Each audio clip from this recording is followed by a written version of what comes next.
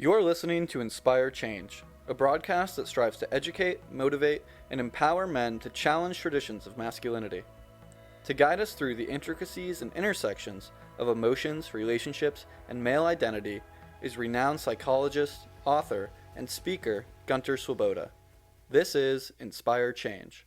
I want to introduce a tradition here for this podcast and all future podcasts, wherein I'd like to respectfully acknowledge the Gadigal people of the Eora Nation. They are the traditional custodians of the land on which we meet. I pay my respects to the elders, past and present. Knowing the stories of the Aboriginal people will always be written in this landscape. Welcome everybody to another episode of Inspire Change with Gunter. So I firstly need to apologise. I've missed one podcast, mainly because I've been struggling with sinusitis and a respiratory infection, and then to boot was tested positive with COVID. Now, one of the things people often ask me at the moment is, so how sick were you with COVID? And I honestly can't answer that because if I did have any symptoms from COVID, it was completely intermingled with my respiratory infection, for which I'm being treated with antibiotics.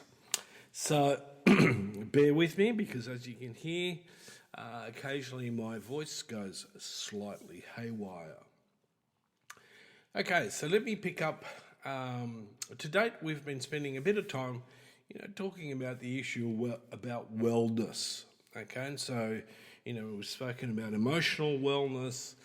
In today's podcast, I'm going to talk about mental wellness, and specifically what I want to talk about is wellness from the process of thinking. How do I think about things, and how does that influence my resilience?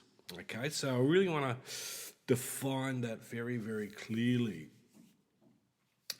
because one of the issues that's often gets confused in sort of day-to-day language is the issue between what's feelings and what's thoughts. I often get, especially men, when I ask them about, what are you feeling? And they give me a string of thoughts about what they think. Work's really, really tough, or the kids are being difficult. That's an expression of what you're thinking, your internal dialogue. Whereas what I'm really asking is, how do you feel? Are you feeling sad? Are you feeling upset? Are you feeling angry, frustrated? What is the feeling? And a good way to get in touch with that is actually to look into what my senses are telling me. Now, does that delegitimize the issue about my thoughts? Absolutely not. Hamlet in Shakespeare, and I've spoken about this before in podcasts, makes the observation of things are neither good nor bad, but thinking makes it so. Now, I've often talked about a little bit of a caveat on that, but let's take that for absolutely what it is. That is, the way that I think shapes my emotional reaction. Okay, so I'll get into that a little bit further a little later on. So when we talk about mental wellness, what are we actually referring to? Well, firstly, mental wellness is much, much more than simply the absence of mental illness. And let me define mental illness. In my book, mental illness comes down to bipolar disorder or schizophrenia. All the other diagnosable conditions that we talk about in psychology and psychiatry, in my book, are either states of psychological distress, disturbance, or disorders. So that's a really important distinction.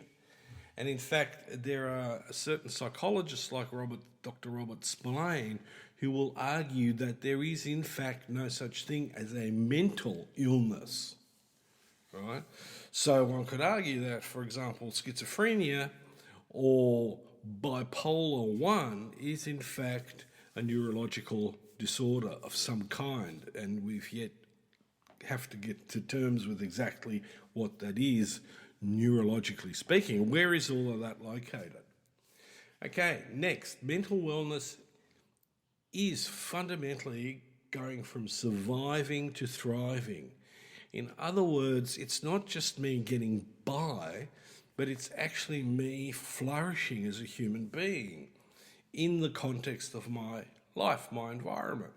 And that is very, very, very important. That distinction, especially in today's society, is critical, right? Because part of thriving is actually also to be flexible and to be resilient. Okay, when I'm surviving, I'm hugely reactive, very, very dependent on my environment to sort of try and prop me up. Whereas when I'm thriving, a lot of that comes from my inner resources, my relationship with myself, and also the context in which I relate to my feelings. Because it's one of the things that happens is that when I feel something, I usually have some sort of evaluation about what it is that I'm feeling. So if I'm feeling angry and I have a taboo about being angry, part of my reaction is going to be, I shouldn't feel angry. Okay. Mental wellness needs to be aligned to body and values, attitudes, beliefs, morality, ethics, the whole kit. Okay, so it really, really is important to begin to see this as a whole. Okay, so simply having cognitions, whether they're positive or negative, doesn't necessarily bring about my capacity to thrive. So let me pick up with the whole issue of mental as a cognition or a set of cognitions and how I define those. Now, when I try to explain this to my clients, I usually talk about the importance of being logical, rational, and objective. So when we talk about objective thinking, what are we talking about? Well, we're talking about being flexible and open, as well as all the other principles that require freedom from ways of thinking that are narrow-minded, sectarian, bigoted, and fanatical. And that we, rely on uncritical acceptance of dogmatic beliefs or magical explanations for the world and what happens in it. In other words, I refer to that stuff as stinking thinking, right? So the whole thing about objectivity is based in that area of flexibility and openness. Let me check out what it is that I'm thinking, especially when it comes to some of the things that we're exposed to at the moment, either politically or religiously or, other forms of ideology. So objective thinking fundamentally is scientific in nature, and it has 4 aspects to it. Firstly, it's empirical. And secondly, it's logical. Thirdly, it's pragmatic. And in the fourth instance, it's flexible. So what do I mean by empirical? Okay?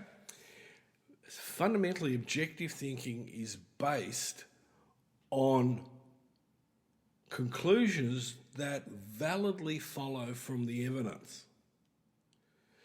It is possible, as the example below demonstrates, to have the right evidence, but to draw the wrong conclusion. So, for example, in this illustrates it, I think, quite well. I do a lot of stuff with, in business. So my supervisors criticised me. First thought. Second thought, I don't like being criticised. Person then draws the conclusion that I can't stand this. I shouldn't be criticised. And it shows that my supervisor is a rotten human being. Now, even the two pieces of evidence are correct, the conclusion is false. It doesn't logically follow that because I've been criticised and I don't like it, both of which are true, that my supervisor's rotten. Right? The other thing that follows on is that I can't stand being criticised and it shouldn't happen to me. These are beliefs. They're not truths, okay? And let me not stray too far into that topic that truth is relative, it's how you look at it and everyone has a truth. No, there is truth and then there is falsehood. Very simple. I'm not into, that sort of relativism. So, in a lot of instances, when we're emotionally upset, we make these errors of thinking. So, I can give you a string of beliefs, irrational beliefs that we have, often, that we hold very dearly onto it. So, in this one, it was that, I can't stand any form of discomfort. I should always be praised. Now, I know I'm making this into sort of very absolute statements, but that's essentially a good way of getting at the whole idea that I need to challenge my thinking. I need to challenge my beliefs. If they're not objective and based on evidence, I've got a problem. One of the core irrational beliefs a lot of people carry inside and often act accordingly is that somehow they're not good enough. And when you challenge them, when I say to the person, well, how is it that you're not good enough? They'll cherry pick certain examples that they'll deliver to me as fact, okay? So, I failed my HSC.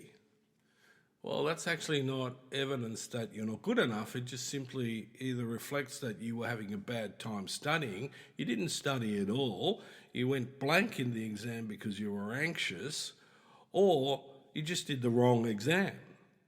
So there's many, many different ways of looking at this.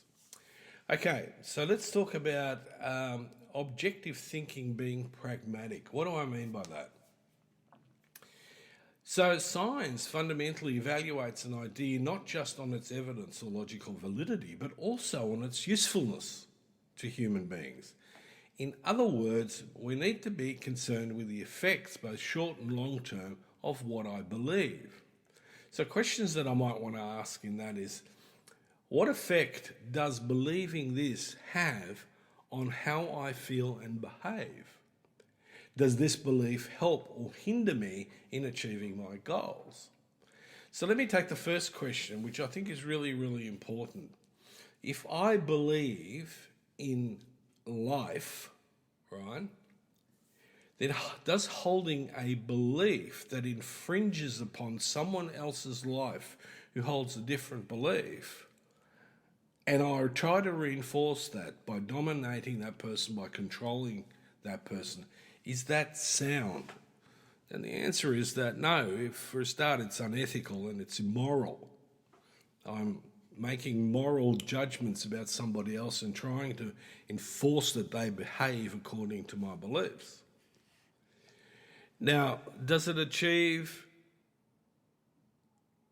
help me to achieve my goals? Probably not. Maybe in the short term, but ultimately, the chances are that I'm probably going to have a pretty hard time of it. Although right now in the world, it seems to be that those sorts of attitudes have some foothold, right? So I bring this back to the thing is that mental wellness isn't just about my beliefs, my attitudes, my values, but the alignment of those attitudes into an ethical, moral framework, right? So if I judge someone for doing something that I have done myself but don't admit to, then I'm being simply a hypocrite. Now, unless I'm a psychopath or a sociopath, I'm not going to feel too badly about that. But most people get conflicted about this, so it generates anxiety. It generates a poor disposition in myself. All right, next point. Objective thinking is open-minded and flexible. So nothing is seen as absolute or the last word. I mean, ultimately in science, it's not just the results that we're looking for, but it's actually looking for better questions. Beliefs are seen as theories that are subject to change as new evidence comes along and existing ideas are proven false, right? So objectivity encourages us to continually search for explanations that are more accurate and useful than the ones we have now. So, here's the thing. Why is objective thinking so important in managing stress? Well, because it increases our tolerance for frustration and discomfort. And it also means that I'm going to be less judgmental about myself when I make mistakes. So I'm not overgeneralizing. I'm not drawing, absolutistic conclusions about myself when they're not demonstrably true. So unscientific thinking in of itself can create significant distress. And this can happen when you view criticism as unbearable, when you demand that you have to be successful, or that you rate yourself as a total person rather than simply according to your behaviours. The other big issue is that often people believe that we're controlled by outside forces, fate, luck, karma, and all those things can actually lead to strong feelings of anxiety, powerlessness, helplessness, hopelessness, and more importantly, lead us to take a passive approach to life and its problems. And so we need to really challenge it. So how can I develop objective thinking? How can I challenge the erroneous or irrational beliefs that I might be holding? So one way of doing it is using a rational self-analysis to challenge my thinking. Okay, really sit down, ask yourself, where's the evidence for what I think? How does it affect me? Is it getting me closer to my goals? Is it useful? Is it making me a good companion in life to somebody else?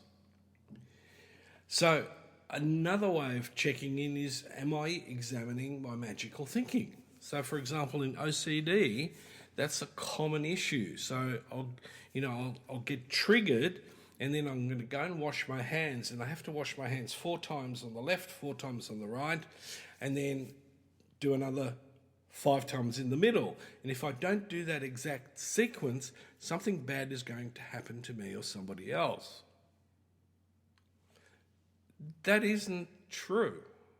There is no relationship between you washing your hands and something bad happening to yourself or somebody else that you care for. What it will do is it will increase your anxiety, and therefore you're more than likely going to do more hand washing. Make sense? The less you wash your hands in that circumstance, the less ritualistic and magically engaged you are with what you're doing, the more likely it is that your anxiety is going to diminish over time, because ultimately there is no evidence that something horrible is going to happen to you if you don't wash your hands 4 times on the left, 4 times on the right, 5 times in the middle, and then you dry your hands. There's nothing that's going to come together that ostensibly can be proven to connect those events. The other thing too, and I think this is really important, let me encourage you to read up on rational thinking, not positive thinking. There is an element where positive thinking is useful, but it needs to come under the umbrella of rational thinking. Some positive thinking is in fact irrational. And so other factors involved here are developing other principles and beliefs that will, consolidate your objective ways of thinking. So, for example, emotional responsibility, taking ownership for your behaviour, taking ownership for being self-directed, And finally, we come back to that thing about being flexible. Unfortunately, when we're in a state of distress or we're experiencing a psychological disorder, we become more rigid. And the more rigid we become, the more stressed we become, the more irrationally we are going to react to things, and therefore we're going to feel greater degrees of distress. All right, everybody. At this point, I could go on with this for quite a while. I hope I've given you some of the core principles in the whole idea of objective thinking and mental wellness. Go out there, apply it. One of the things that I encourage people to do a lot is read Zen, read Stoicism, read some of the philosophers. Get, your thinking to be critical about the stuff that you read and see how it fits. Now, the chances are in Zen and Stoicism, you're going to find some kernels of real truth. There are some philosophies that are possibly as irrational as some of my own ideas about, being irrational. Play around with it. If you put this into practice, I can guarantee you're going to change, and you're going to change for the better in the right direction. So the next time you're having an argument and your partner says to you, you made me feel X, Y, Z, in your head you can go, well, actually I'm not responsible entirely on how she feels, but rather respond outwardly in going, well, tell me a little bit more about how that happened. What is it that I did that I need to take ownership for here? But ultimately, how she feels comes through the lens of her values, attitudes, beliefs, and will be determined by how rational or not rational she is in that moment. But remember, it's never a good idea just to throw at your partner that she's being irrational. That goes down as well as telling her what to feel. And on that note, this is me signing off for this week. Until next time, inspire change in yourself and others. It'll make your life significantly better. Thank you for listening to Inspire Change, a broadcast that strives to educate, motivate, and empower men to challenge traditions of masculinity. For more information on the Making Good Men Great movement, or for individual or group coaching sessions with Gunter, visit makinggoodmengreat.com. For inquiries regarding broadcast topics or appearing on the show, email Miranda@noirtainment.com. That's Miranda at NOIRTAINMENT.com.